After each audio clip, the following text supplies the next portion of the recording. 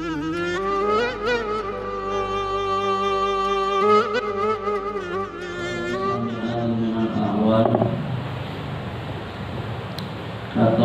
nama setin animatin abadiatin antar kabisatu kualaika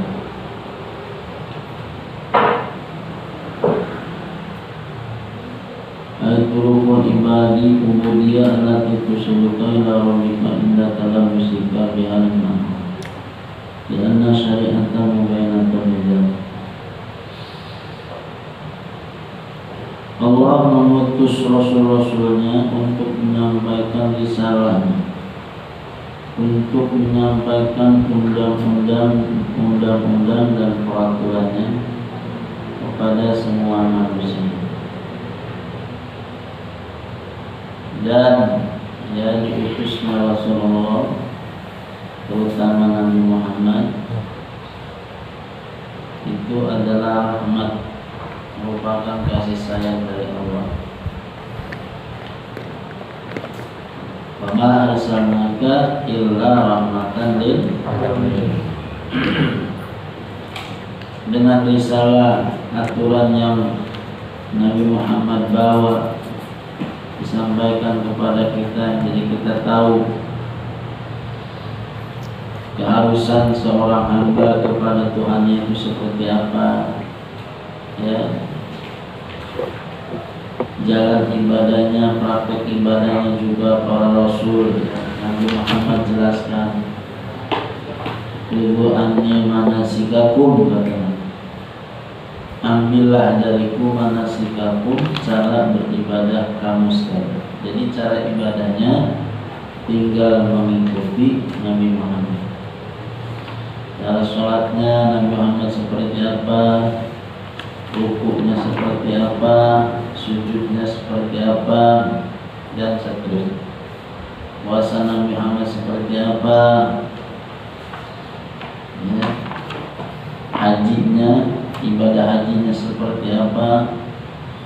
Jadi intinya ya, seluruhnya itu sudah dijelaskan oleh syariat yang dibawa oleh Nabi Muhammad. Makanya ya, kata Allah ketika Nabi Muhammad melakukan haji wada, haji terakhir, yang ketika itu Rasul dan para sahabat sedang wukuf di Arafah, kemudian Nabi Muhammad berpidato, ya, berpidato di hadapan para sahabat. Nah, ketika itu turun ayat terakhir, ayat al-yawma akmaltu lakum dinakum wa atmamtu alaikum ni'mati wa raditu lakumul Islam. Al-yawma akmaltu, kata Allah, pada hari ini akmaltu, aku sempurnakan. Al-yawma akmaltu lakum dinakum, aku sempurnakan agamamu, untukmu agama. Jadi ketika Nabi Muhammad berpidato dalam rangka wukuf di Arafah itu, Allah menjelaskan bahwa pada hari ini aku telah menyempurnakan tuntunan agamamu. Jadi sudah sempurna. Wa akmaltu alaikum dinakum, ya, al-yawma akmaltu alaikum dinakum wa atmamtu alaikum ni'mati, dalam sempurna. Dengan diutusnya Muhammad maka telah sempurnalah nikmat-nikmat Allah. Karena diutusnya Muhammad itu nikmat yang terbesar. Ya, ma min nikmatin illa wa huwa min ajalin ni'am. Tidak ada nikmat yang besar dari Allah kecuali diutusnya Muhammad, itu nikmat yang paling. Maka agama telah disempurnakan oleh Allah dengan diutusnya Muhammad, dan dengan diutusnya Muhammad juga ya, nikmat Allah telah disempurnakan. Jadi ya, semua tuntunan agama, baik soal peribadahan, soal hukum, halal, haram, ya, sunnah, makruh dan seterusnya itu sudah semua dijelaskan dengan diutusnya Nabi Muhammad.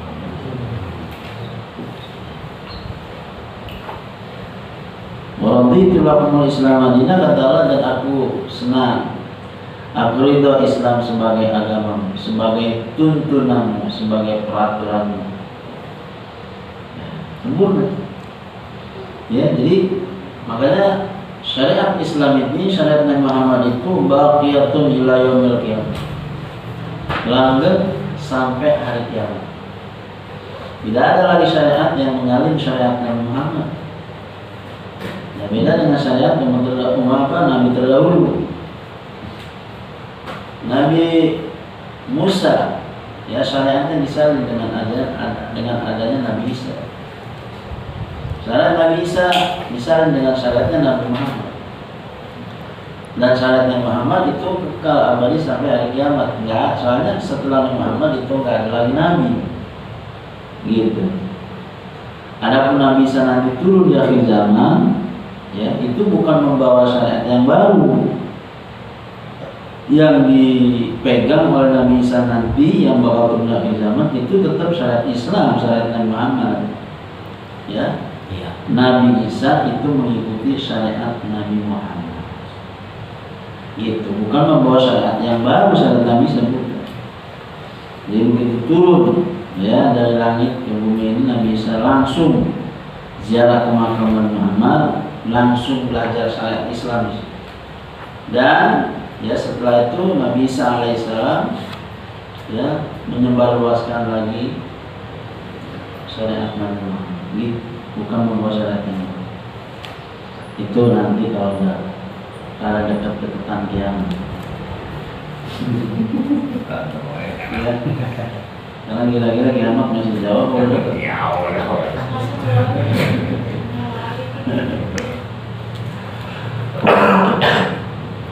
Kalau udah dekat-dekatan kiamat baru Nabi Isa turun. Sekarang belum turun ya? Belum. Berarti ada jauh kali. Di sini ada penurunan Nabi Isa. Itu kiamat kubro, ya, kiamat besar-besaran. Tapi ingat kiamat sugro di depan mata.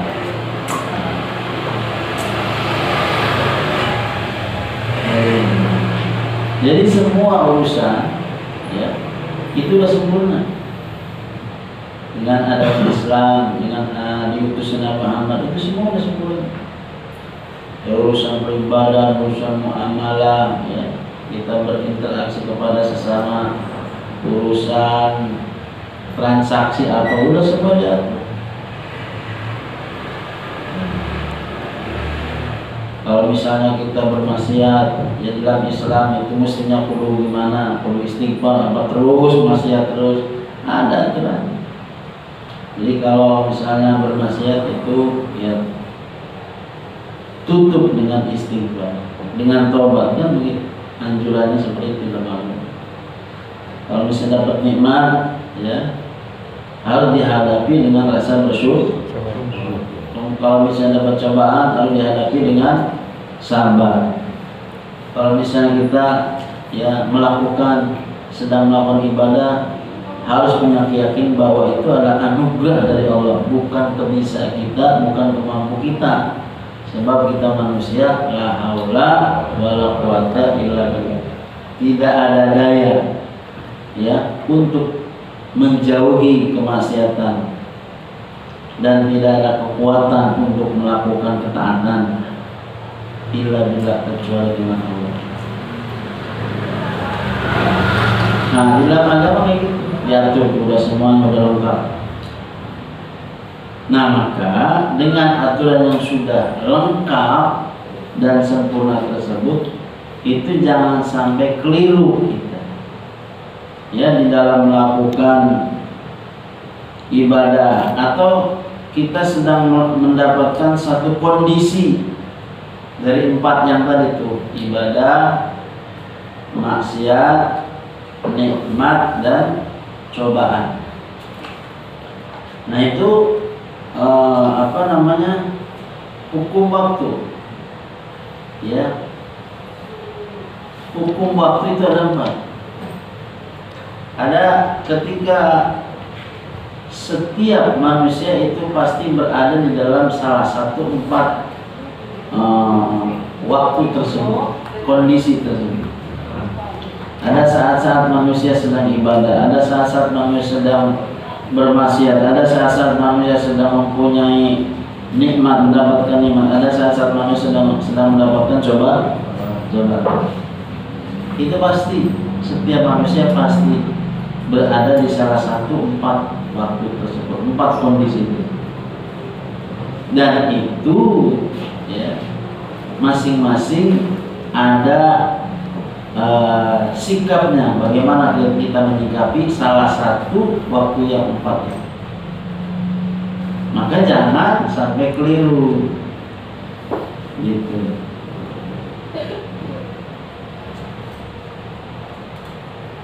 Termasuk kita ketika rajin melakukan ibadah, ya lagi mood nih, pengen ibadah terus, pengen ngaji terus, walaupun ada final pengen ngaji terus.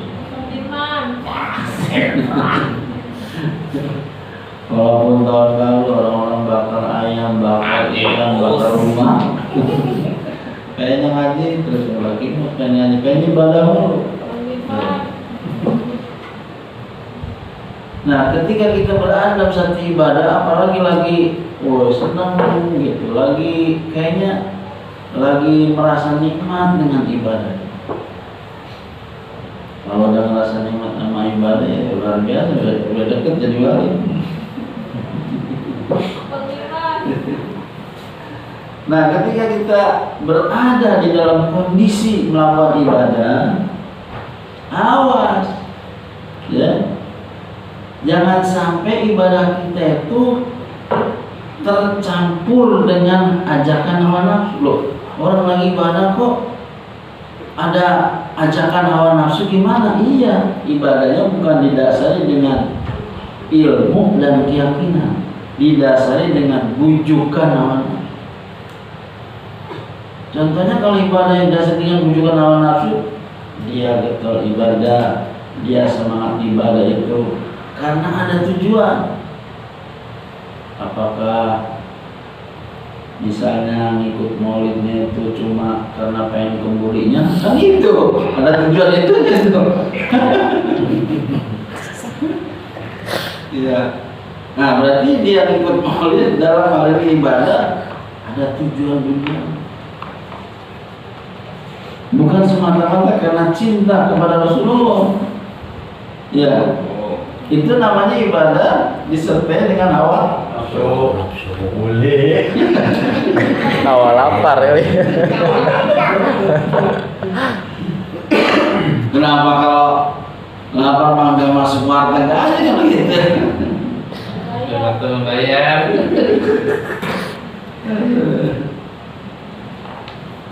Lagi ibadah, getol ibadah, tapi hatinya punya perasaan, punya pemikiran. Emang gua doang yang ahli ibadah. Tuh, punya perasaan kayak gitu. Nah, ibadah mah ibadah, tapi ibadahnya ya didasari dengan hawa nafsu. Mana hawa nafsu itu tadi? Merasa punya pemikiran dia yang paling hebat, dia yang paling mantap, dia yang paling getol. Ijabul mar'i bi nafsi, dia membanggakan dirinya. Orang lain nggak ada apa-apanya. Itu namanya ibadah disertai atau menuruti hawa nafsu. Kan tadi udah dikatakan kalau kita berada dalam kondisi ibadah, lagi semangat ibadah, tadi dikatakan bahwa hati harus mempunyai keyakinan bahwa itu adalah murni anugerah dari Allah. Allah yang menggerakkan saya sehingga saya bisa melakukan ibadah ini, bisa sholat, bisa ini, bisa ini. Karena Allah yang menggerakkan saya.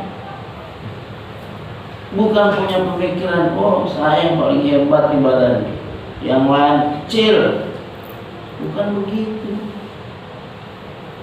Kalau kita berada dalam kondisi ibadah, harus punya keyakinan bahwa itu adalah murni anugerah dari Allah. bukan kemampuan saya, bukan kekuatan saya. Kalau lagi kondisi maksiat, karena setiap orang pasti nggak pernah luput dari kesalahan, termasuk bermaksiat. Tahu-tahu keblejong misalnya, ya lagi maksiat ya, buru-buru, ya, bungkus dengan istighfar dan buru-buru tobat dari kemaksiatan tersebut. Kalau lagi dalam kondisi gajian nih, punya duit kan, bungkus dengan bersyukur kepada, ya, lihat kecil, jangan lihat kecilnya, itu anugerah dari Allah, mau kecil mau gede urusan Allah itu. Ya yang penting ente udah dikasih nikmat nih, ya, itu mau bersyukur apa enggak? Kalau mau bersyukur pasti Allah tambah. Jadi kalau lagi kondisi dapat nikmat, harus hadapi dengan bersyukur. Walaupun gajinya kecil gitu. Jadi jangan melihat kecilnya, melihat itu adalah anugerah Allah, nikmat Allah yang harus disyukuri. Walaupun kecil gajinya, dapatnya kecil, kalau dia meyakini bahwa itu nikmat dari Allah, anugerah dari Allah, maka akan timbul rasa syukur kita kepada Allah. Gitu. Jangan yang gede doang dia berterima kasih bersyukur kepada yang kecil, maka agak karena melihat nominalnya kecil apa gede, nggak boleh begitu. Kalau dalam kondisi kita dapat cobaan, bentar-bentar sakit, bentar-bentar puyeng, bentar-bentar ampel, kaki, pinggang pada attack semua ini. Nah, dalam kondisi dapat bahala cobaan, bungkus dengan kesabaran, hadapi dengan kesabaran. Yang mana saya juga punya mahal. Sabar. Untuk cobaan.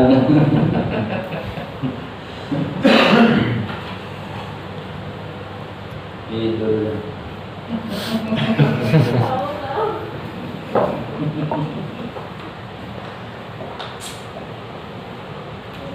La yakhafu 'alaika idza kunta mutalamisan bihalin minal ahwal anta tamisat turuq 'alaika.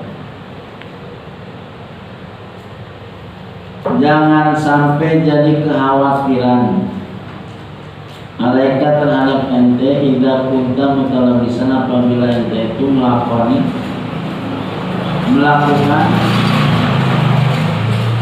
sedang menghadapi satu kondisi dari beberapa kondisi hidup di dunia ini. Mana contohnya? Atau'atin, seperti dalam kondisi kita melakukan ketaatan atau ibadah. Au maksiatin, atau melakukan satu kemaksiatan. Au nikmatin, atau sedang mendapat kenikmatan dari Allah. Au baliyatin, atau sedang mendapat cobaan dari Allah.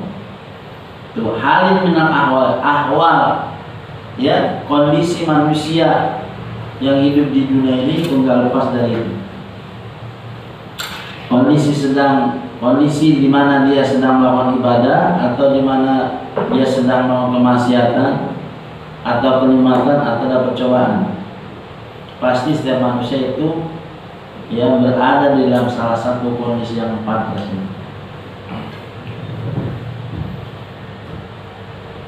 Anta tadi satu mereka, jangan sampai jalan-jalan yang sudah dijelaskan oleh agama itu jangan sampai ya keliru, jangan sampai salah jalan.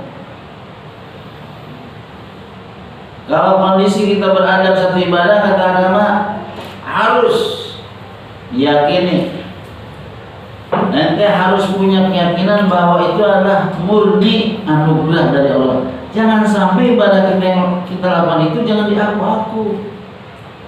Tuh, memang kita harus kerja keras, ya, harus punya kekuatan, tujuan, keinginan yang kuat, ya, keinginan yang kuat. Tuh, buktinya, ya, saya sudah bisa melakukan sholat, ya, qobliyahnya, ba'diyahnya, terus kalau isya mah yang witirnya juga nggak tanggung-tanggung. Lihat ibadah saya. Tuh, witirnya aja sampai 11 rakaat. Tuh. Jadi dia nggak meyakini bahwa itu semua adalah anugerah dari Allah, merupakan ya bonus dari Allah karena Allah sudah menggerakkan dia melakukan ibadah. Ibadahnya masih diaku-aku. Oh ya, lu nggak lihat witir gua 11 rakaat. Lu nggak lihat coba sholat gua qobliyahnya juga, ba'diyahnya juga kan? Tuh, jadi ujung-ujungnya ngaku-ngaku ibadah. Nggak punya keyakinan bahwa itu adalah anugerah dari Allah. Padahal kalau nggak digerakkan oleh Allah, nggak mungkin dia bisa melakukan itu, ya kan? Allah khalaqakum wa ma ta'malun. Allah yang menciptakan kamu dan Allah juga yang menciptakan apa yang kamu lakukan. Apa yang kamu lakukan? Sholat, kerja, ini itu. Allah yang menciptakan, dalam arti Allah yang menggerakkan semuanya itu. Allah tidak digerakkan nggak bakalan terjadi. Jadi jangan sampai keliru tuh. Ya, jalan-jalan yang sudah dijelaskan oleh Al-Quran dan hadis, oleh agama, jangan sampai keliru. Kalau ketaatan, ente jangan sampai bangga dengan taat, dengan ibadah ini. Apalagi punya perasaan bahwa ente yang paling hebat, ibadah yang paling mantep, yang lain mah kecil. Itu ya tidak diatur oleh agama kayak gitu. Kalau kemaksiatan terus mulu, ya nggak ada tobatnya, nggak ada berhentinya, ya terus-terusan, itu tidak diatur oleh agama kayak gitu.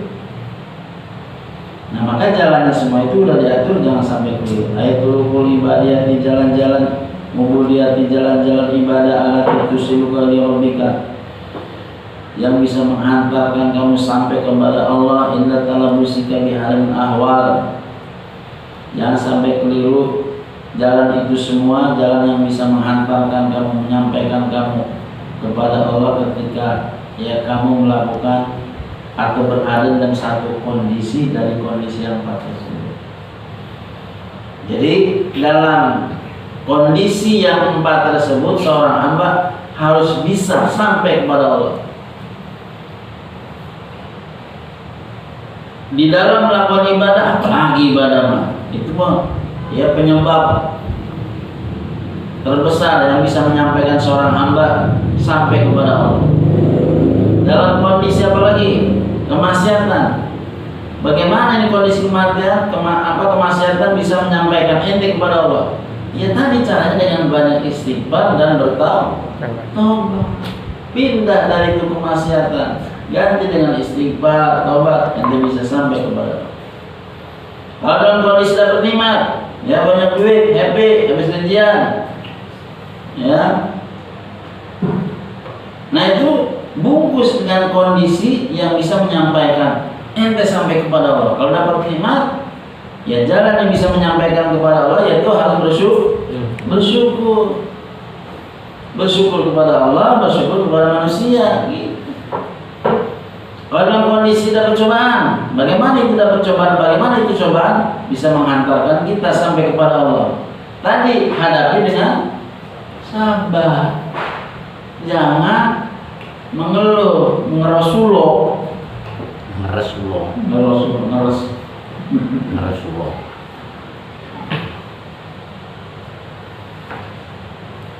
Kalau itu Rasulullah belum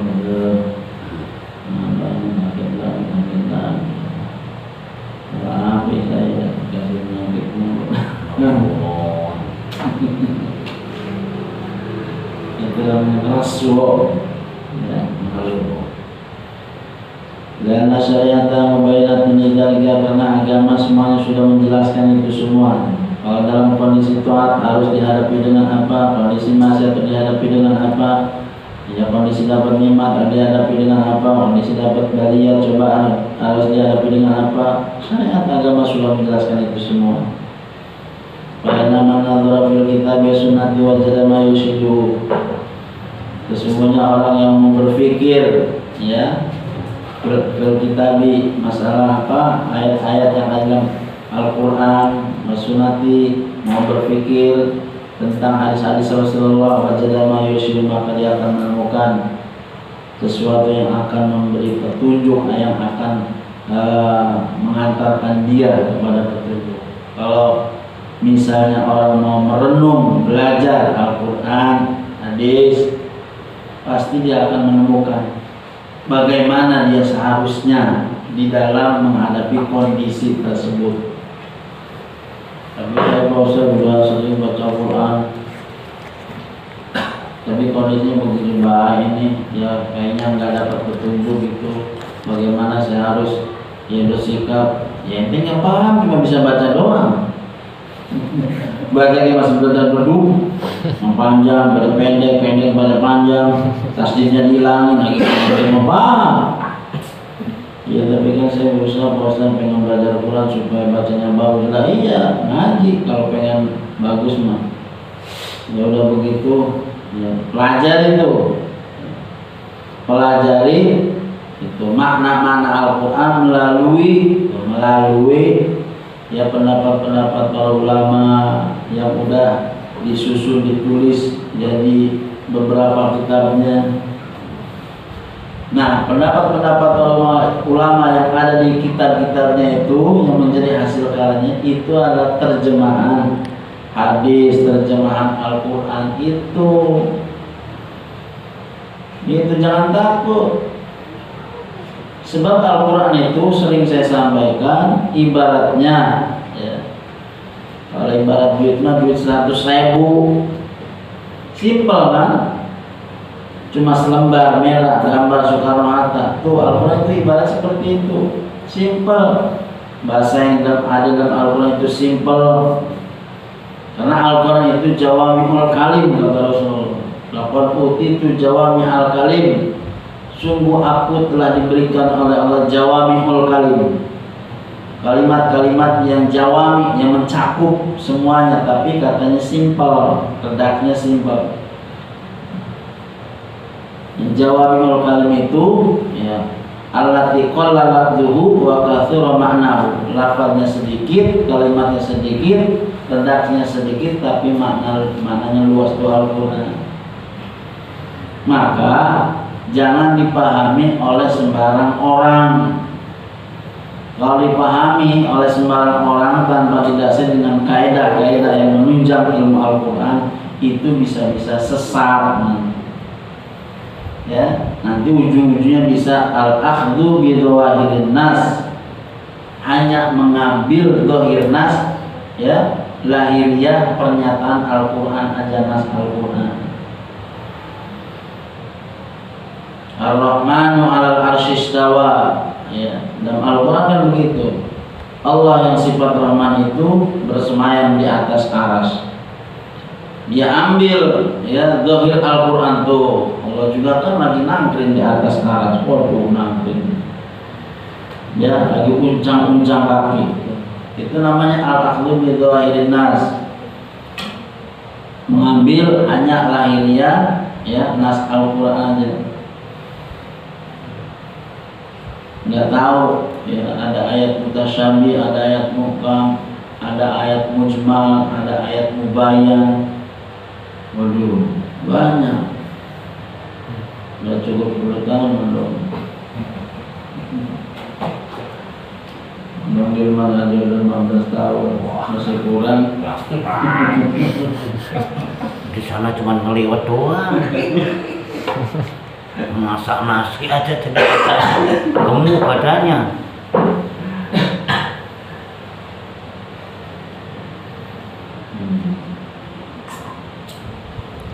Nah, jadi jangan diberikan kepada sembarang orang. Apalagi diberikan kepada orang yang belum kapasitas untuk memahami Al-Quran. Ya, nanti bisa sesat. Gitu ya. Kalau duit 100.000 kalau diberikan kepada orang ya yang bisa mempergunakan itu 100.000, gambar Soekarno-Hatta tuh merah. berikan pada Bang Dirman tuh, bisa dia belanja dengan 100.000. Tapi kalau 100.000 ya dikasihnya sama bocah umur 5 tahun, nggak disobek juga bagus. Ya. Kalau bocah kan paling yang belinya cilok, cireng, cimin, apa lagi? Kiki. Cimol. Kalau buat beli cireng mah cimol, nggak usah pakai 100.000, pakai recehnya aja. Ada 2.000-an, ada gocengan tuh. Ya, itu bagian-bagian dari 100.000 kan gitu.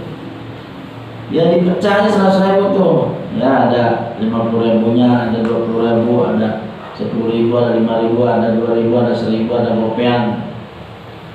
Recehnya aja yang dikasih. Cuma beli cilok mah paling gede goceng, udah cukup, kasih goceng.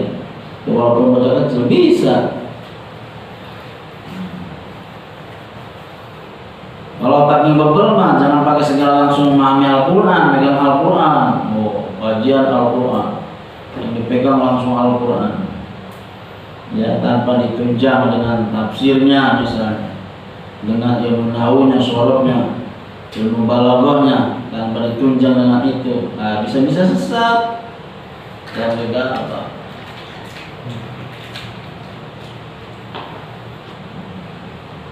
Maka ya orang bodoh seperti kita mah jangan pengen langsung memahami dari Al-Quran. Takutnya itu al-akhdhu bi dhahirin nas, mengambil dengan lahiriah nas Al-Quran, pernyataan Allah. Takutnya itu sesat, bahkan ya bisa-bisa kafir kalau melenceng dari akidah. Kalau kita mau orang bodoh, ibaratnya ya kalau bocah main bocah kecil gitu, udah pakai recehnya ya, mau beli apa?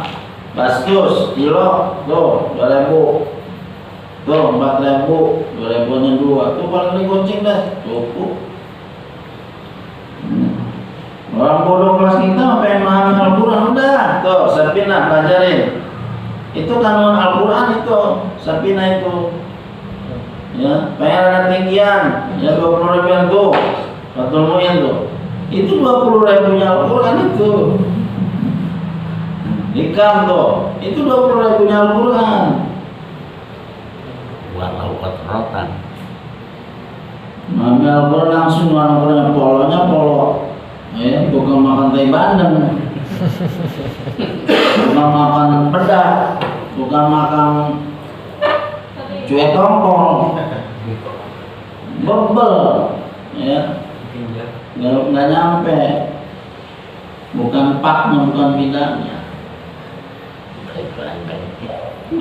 Mana wah yang seneng Taekwondo nggak masuk. Kemana?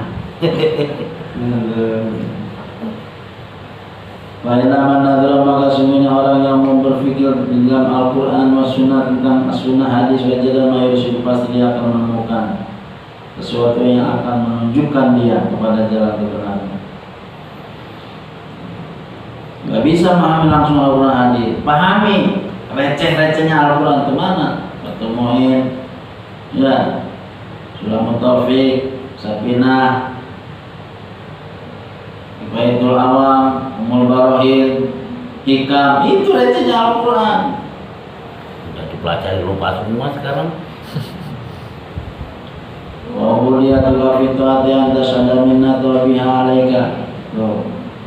Jadi ibadah kamu kaum budak jika pengabdian ente fituati, ya. Dalam kondisi ente melakukan ketaatan keibadah, anta sadamina tahu, ente ada meyakini bahwa itu adalah anugerah Allah yang Allah berikan kepada ente. Kalau kita dalam kondisi ibadah, alhamdulillah, ya, ngaji udah mau, ibadah udah mau, harus meyakini bahwa itu anugerah Allah, memberikan bonus kehormatan buat ente. Jadi jangan pernah diaku-aku tuh. Gua mah orangnya rajin, tuh ngaji rajin, sholat rajin, emang kerja keras gua itu namanya masih ngaku-ngaku itu. Jangan diaku-aku. Kalau diakukan bahwa ini adalah anugerah Allah gitu, karena Allah yang menggerakkan gitu.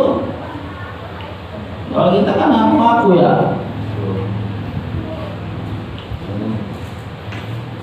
saya itu. Wa bil maksiatil istighfar, ya. Ibadah ente di dalam kemaksiatanmu ente bisa ibadah. Kok bisa begitu? Iya. Wa ubudiyatuka fil maksiati al istighfar. Jadi ente di dalam kemaksiatan itu bisa ibadah kembali. Kalau ente terjerumus kemaksiatan, dalam kemaksiatan ente harus hadapi ya dengan banyak istighfar wa taubatu minha, dan taubat, buru-buru taubat.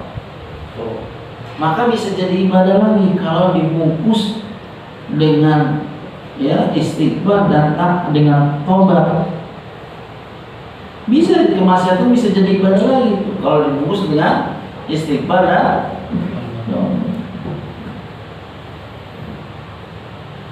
wa fi ni'mati syukru 'alaiha, atau wa fi ni'mati syukru 'alaiha anta sada, ya.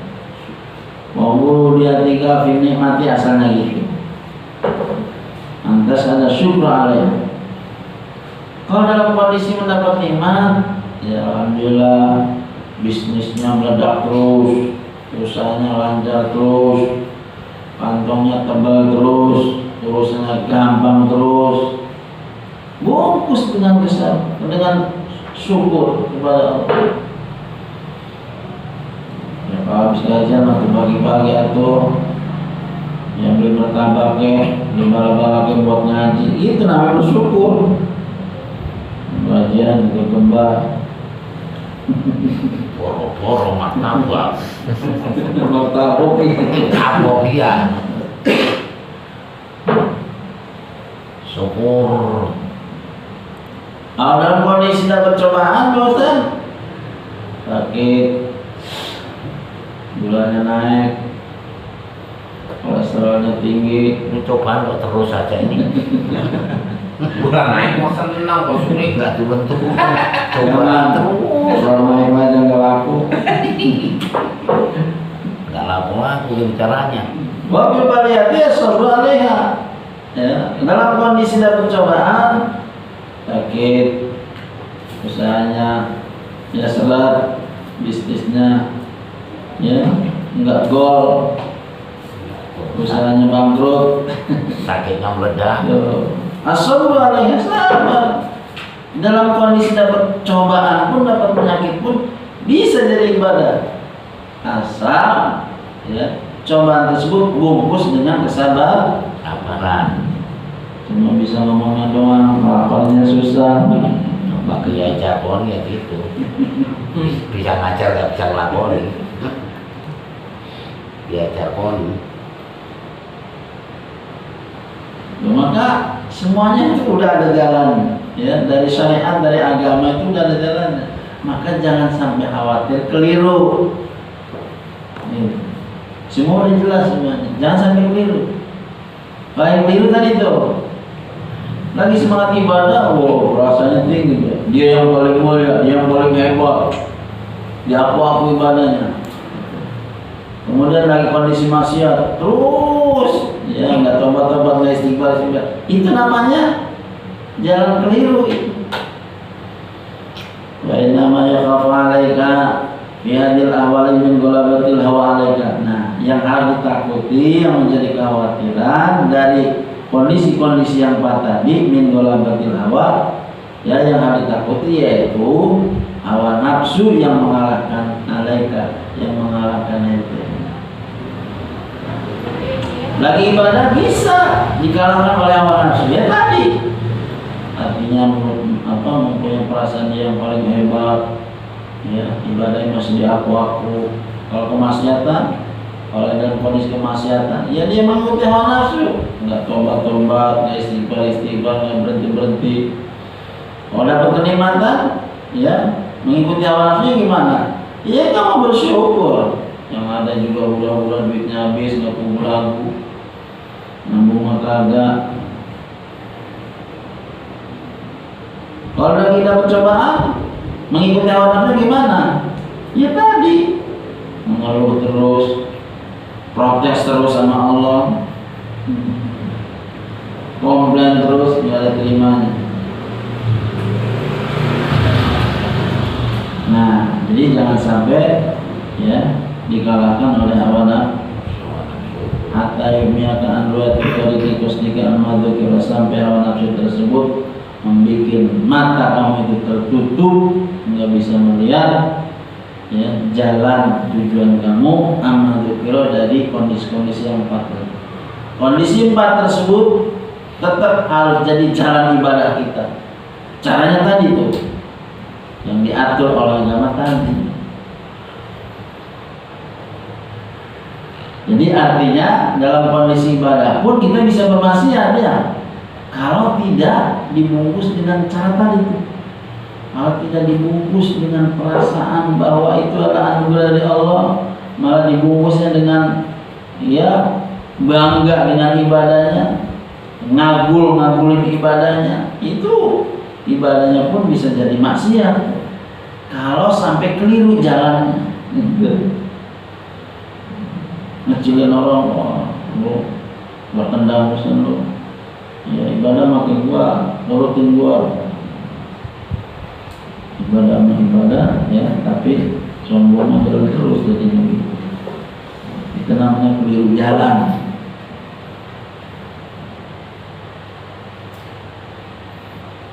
Jadi ibadahnya mengikuti hawa nafsu ini.